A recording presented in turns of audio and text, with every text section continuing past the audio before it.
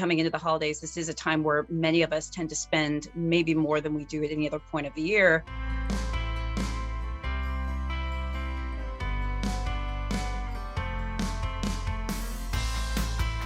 In years when we don't have a pandemic, finances can be tough and can be a sort of a touchy subject and a little bit of a sticky issue.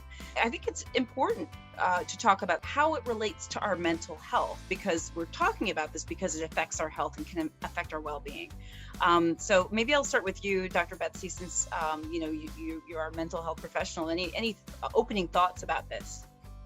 Yeah, I think that the pandemic, again, it forced us to be very creative. Unfortunately, a lot of people lost jobs and finances became a really big stressor. But what I also saw is people just learning how to make it work. A huge shift that I've seen is that people were able to see that maybe spending money wasn't really the source of happiness after all. I think just having a different perspective on money, making sure that we learn how to budget in a healthy way. What are things that we need, being able to let go of things that we don't necessarily need. What I've been able to see is that people were able to adjust to these difficult changes. Betsy, your comment about spending not equating happiness is something that I think became very apparent to me during the pandemic.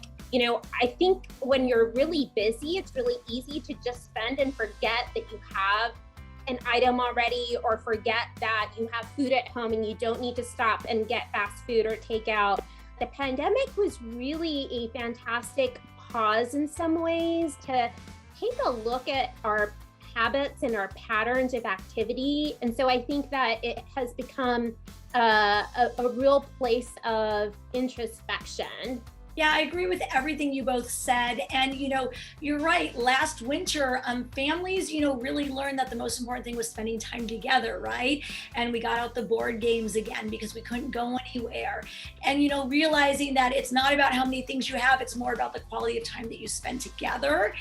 And I hope they'll just, continue with that this winter as well. Although I know some of the kids do have little shopping lists also, but with the barges keeping all those toys away, we might again have to relearn to work with everything that we have in our own home. And there's nothing wrong with that at all.